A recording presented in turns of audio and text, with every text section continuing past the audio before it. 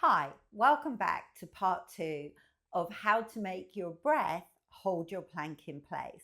So, if you haven't done part one, I highly recommend that because you really want to find the places in your body that are stuck in a particular part of the breathing pattern and are not helping you out when you're trying to support your body weight.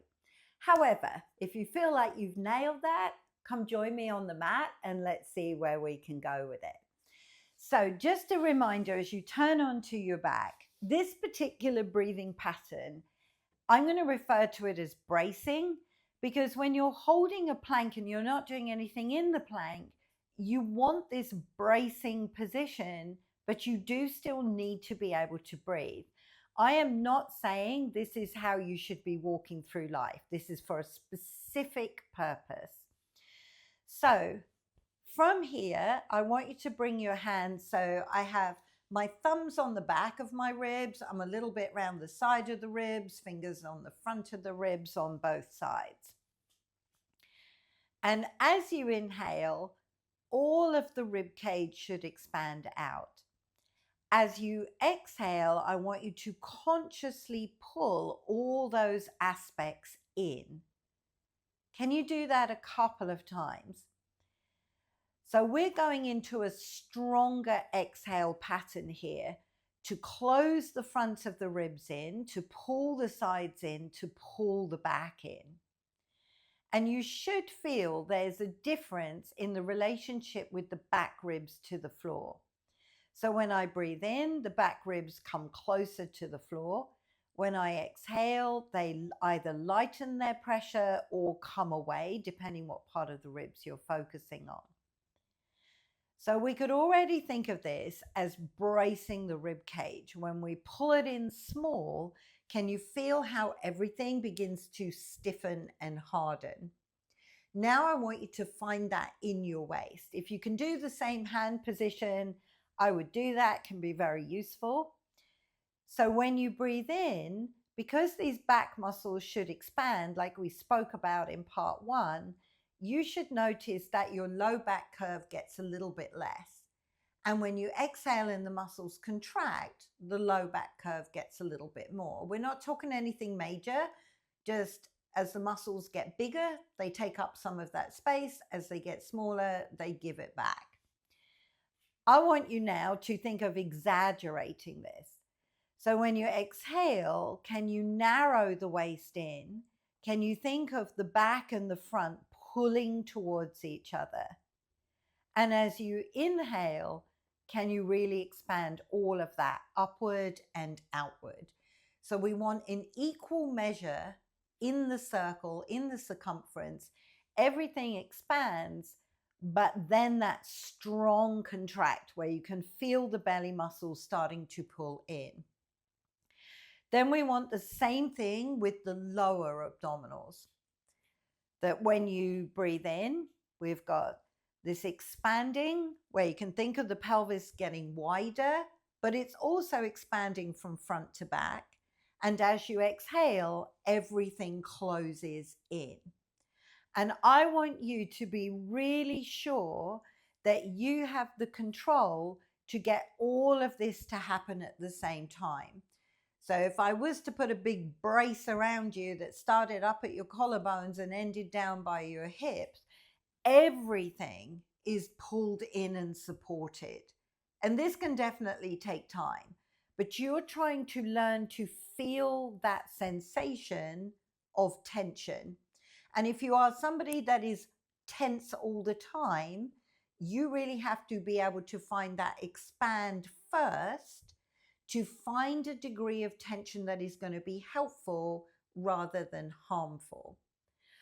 Okay, so from here, I want you to flip over onto your front and we're going to do what I think of as a mini plank. So I call this the pull up in the classes because pretty much what your abdominal wall needs to be doing. So when you lie on your front, I'm going to keep my head up for a moment because of the mic, but you want to have the fists or the baby finger side of your hand resting on the floor. Can you see how I have my elbows quite close in, pointing down towards my feet? Fists are trying to sit on the outside of my shoulders. You may find you start off with the fists in, the elbows out. That is something to take note of and to gradually change as you get stronger. So on your front, you don't have a lot of options to breathe in. So as you breathe in, can you utilize everything on the back body? Now, if I'm really breathing into my back, I can feel the front of my body gets lighter on the floor. That isn't because those muscles are necessarily contracting, but because as the back expands, it lightens the load on the front. Let that go. So remember, gravity is pulling you down into the floor. So everything likes to rest heavy, and so it should if you're not doing anything. But if I breathe into the back and these muscles begin to expand, they begin to fight that gravitational pull. I can still feel that I'm breathing into the front of the body. I just have a lot more options on the back body. And I want you to be clear about that, because I think that sometimes that's why people think they're reverse breathing, but they're really not. So hopefully that makes sense. If it doesn't, feel free to put something in the comments below and I'll see if I can answer it for you. So we're going to use that inhale to open up the back, lighten the pressure on the floor. But now I want you to exhale and find that brace position. And as you do that, can you use that to pull yourself up into this low coffee table position? And then from here, allow yourself to come back and down. So we'll run through it one more and then I'll go through the common mistakes. So when you breathe in, you want the back body to expand. As you exhale, we're going to contract everything, and it's that contract of everything that lets you come up, except when you're trying to talk and do it, and then come back and down.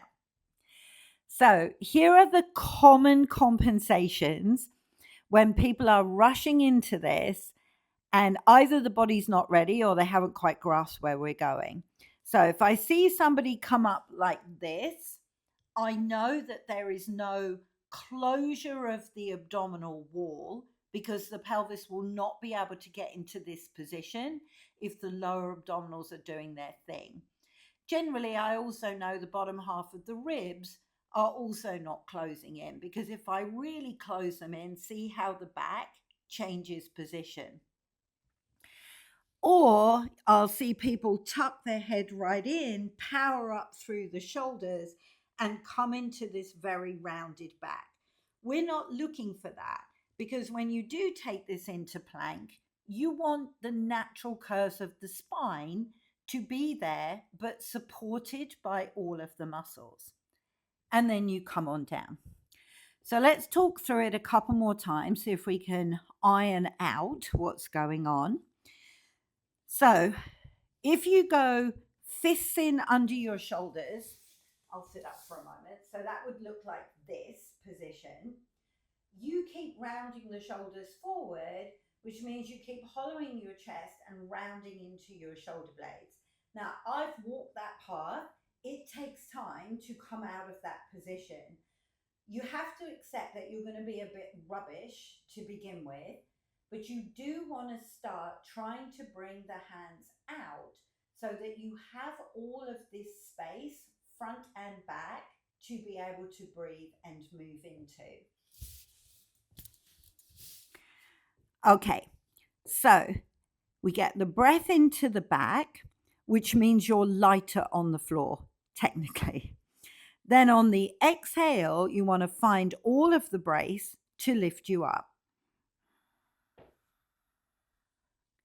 In this position, the natural curves of my spine should be present, but I want to maintain the brace and be able to breathe. So because I'm talking, I know that I'm able to breathe.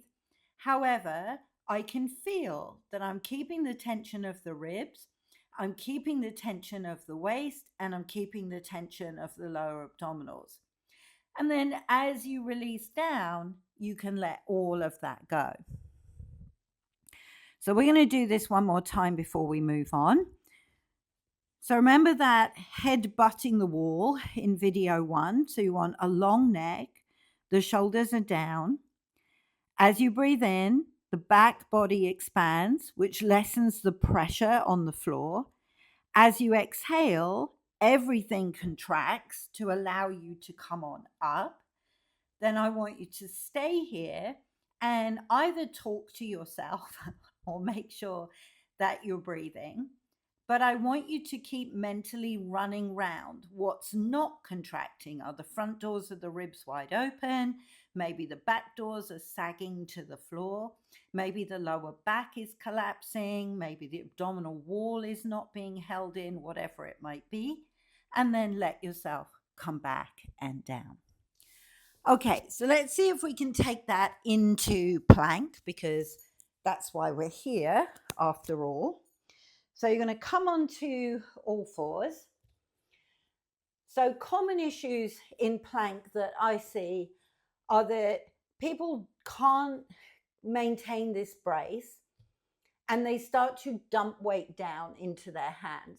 And then they don't want to do things that are on their hands because it's really painful. The more you can learn to hold yourself from your midsection, the less you're going to have to dump weight into your hands. But let's just address that first. So once I have my hand square, my first finger pointing north, my thumb opened up, my elbow crease looking over my first finger, move back and forth. So the place you want to hold the weight is on the knuckles of the hand, not on the heel of the hand and on the thumb pad. Most people do not have enough connection on the baby finger side of the hand. So that might be something you want to think about. So the next time we come forward, you're going to think about these hand knuckles helping you out so you're not dumping everything on the thumb and the heel of the hand. Okay, little wall in front of you. The neck is long and the crown of your head is head-butting that wall. Your knees are not underneath you here because that's going to eliminate your low back curve. Tuck your pelvis under. You're already in a bit too much of a braced position. Conversely, too far out, and now you have no support at all. We're looking for the thigh bone vertical, straight up and down, the knee completely under the hip. Take what we just did in the pull-up. So if I breathe into my back, which is not this, I'm just going to use the breath and feel all of that tissue expanding, knowing that that's going to fight the gravitational pull of the front of the body. And as I exhale, I want to close in. Ribs close in, waist closes in, imagine the pelvis closing in. Now I want to maintain that brace, but not hold my breath. So the breath becomes light and gentle as I extend one leg out. I want to maintain, hold the breath, but still breathe to take the other leg out. And then my plank should really have the natural curves of my spine in place. I shouldn't be collapsing down and dropping my head. And then let one knee come in, let the other knee come in. If you need to sit back and take a break, do it while you listen to me. If you don't, come along for the next round. Okay, so things we want to watch for. What happens with the arms? So long neck, and then from here, taking that breath into the back body. When you exhale, the whole cylinder, front, back, sides, contracts. Now you want to hold the contract, find a gentle breath to take one leg out, find a gentle breath to take the other leg out. Now keep working on that brace position and being able to breathe. The elbows do not bend. You're not dropping through your shoulder blades. You're pressing into the baby finger side of your hand. And then let the knees come in and take a seat. So I hope all of that was helpful in being able to understand how to get into a plank, how to hold yourself into a plank, but also that ability to breathe. The worst thing you can do is brace abdominal muscles and breath hold, because now you start to bear down on the pelvic floor, you start to cause problems in and around the abdominals. And none of that is what you want to do when you're trying to do exercises to improve your strength and to improve your well-being. So if you enjoyed the video, don't forget to like and subscribe, because that really helps me out. Comments are amazing because it tells me you've watched the video. And any questions you have allow other people to learn. So until I see you on the mat again, thank you for watching.